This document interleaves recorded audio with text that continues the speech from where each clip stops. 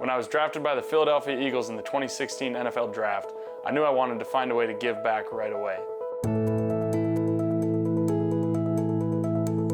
Knowing that I wanted to be fully committed financially, physically, and emotionally, I knew I wanted to find things that I'm passionate about and use those to make a difference.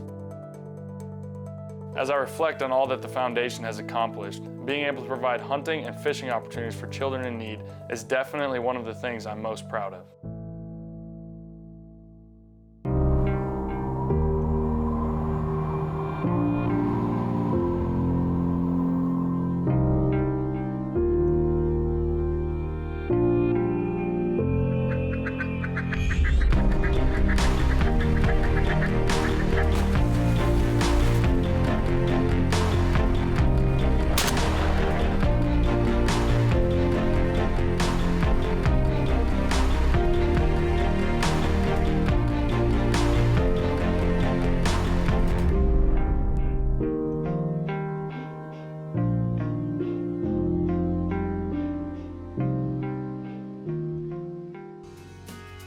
The AO1 Foundation was launched in 2017 with the mission of uplifting individuals and communities around the world by demonstrating God's love for His people. The Mountain Movers program is just one example of how that is carried out.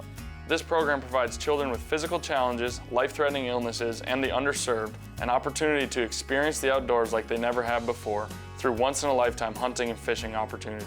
As part of each hunt, children are provided with all necessary equipment, travel to each location free of charge, given the necessary safety instructions and demonstration, taught the ethical practices behind harvesting an animal, and are guided through the hunt to guarantee the best chance of success.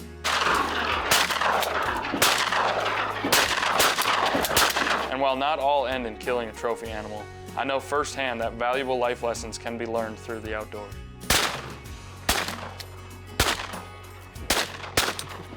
The Mountain Movers program has provided hunting and fishing opportunities for more than 20 children in 1 year of operation, and I know that number is only going to continue to grow. The stories these kids share with us truly inspire me, and I love hearing about each adventure they go on with our staff.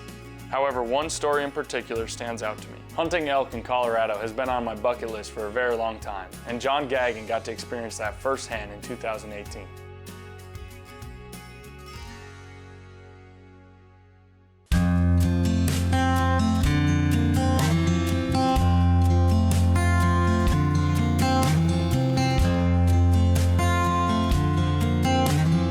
I like to play lacrosse. I like to go play football with my friends and go golf. I do a little bit of bird hunting, you know. I got 3 boys, so they're starting to dabble in that a little bit. But to do something at this scale and this magnitude was way above and beyond anything we would ever, you know, even consider doing. And basically a first-time hunt for John. He'd never shot a shotgun or a rifle. And my mom, when I was driving back from hockey practice, and she asked me if I'd shoot a deer, and I said, I don't know, maybe. And then she asked me to shoot an elk, and I said, probably.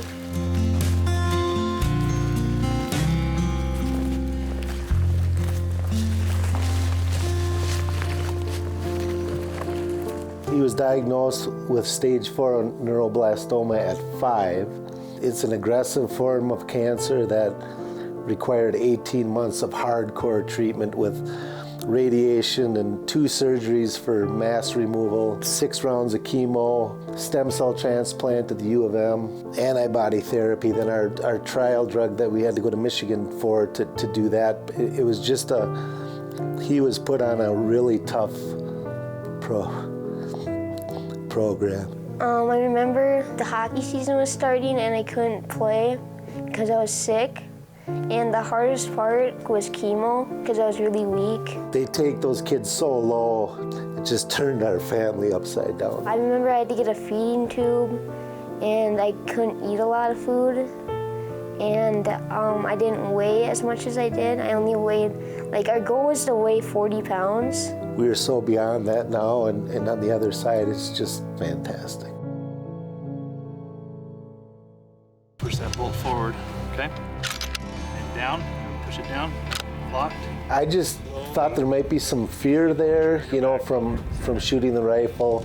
Like I said, he's never shot a shotgun or a rifle. I was very surprised he was willing to jump in and shoot it. I thought it would be easier than it was. But then knew it was harder because the crosshair is like going back and forth and you have to get it still.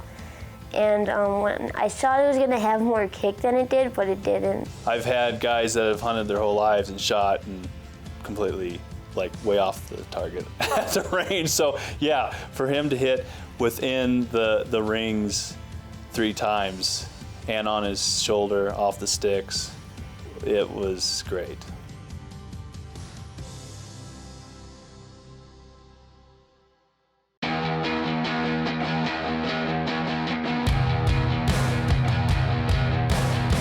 The first morning was just kind of getting a feel for the elk, where they're at, what's going on. Kind of get an idea of how well Johnny was going to do. We walked like 8 miles the first day, and they're not used to walking that much.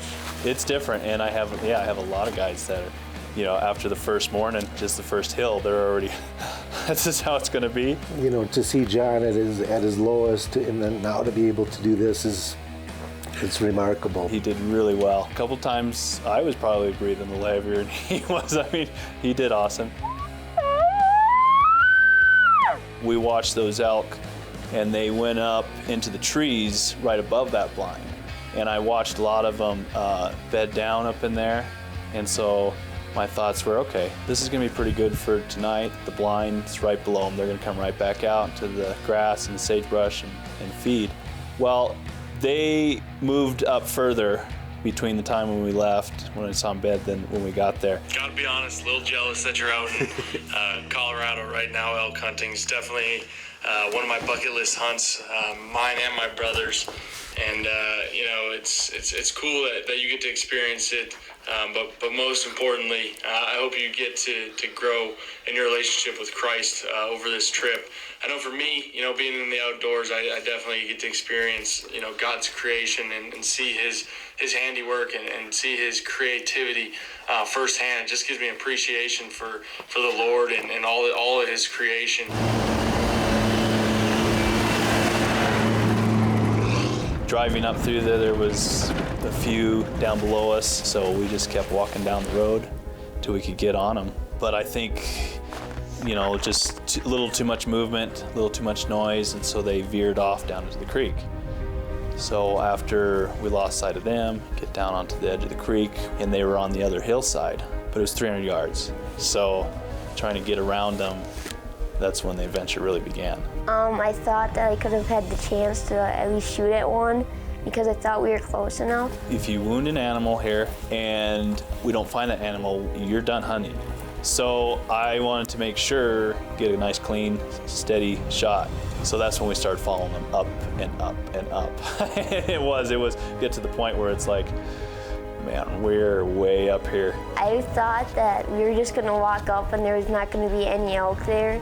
But then when I saw it, I knew that it was all worth it walking up the mountain. They were 160 yards from us, you know, and then some of the cows would look towards us, but, you know, we were hunkered down pretty good, not moving, that they didn't catch us. And so we were just waiting for that bull to come out. Saw the smaller ones, and then finally he came out.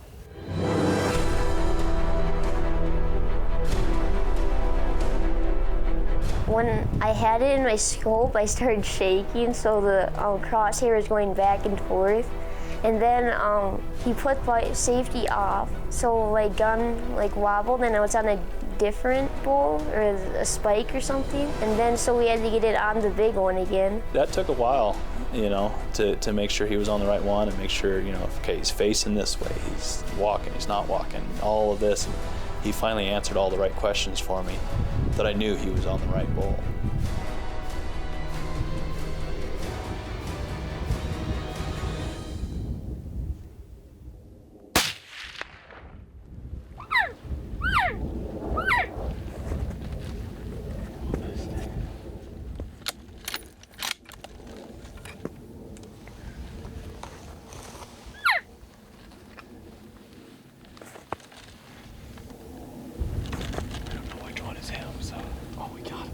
Just went down.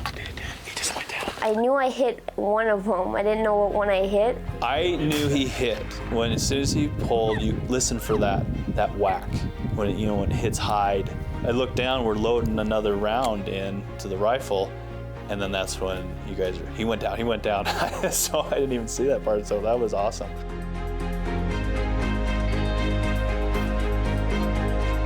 When I walked up to it, I realized how big it really was, because when you're looking at it, it doesn't look as big, but when you go up to it, it's ginormous.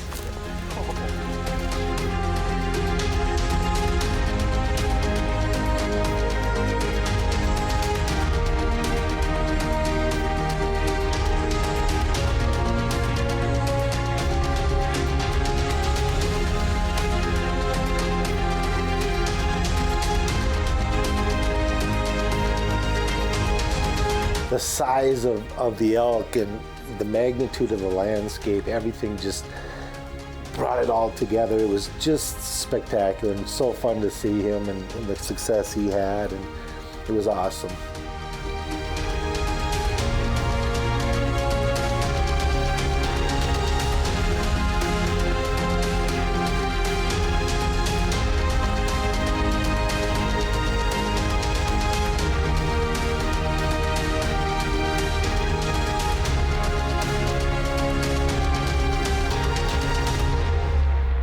The outdoors will always be a big part of my life, and I know that through this program, the lives of children who truly inspire me will be changed forever.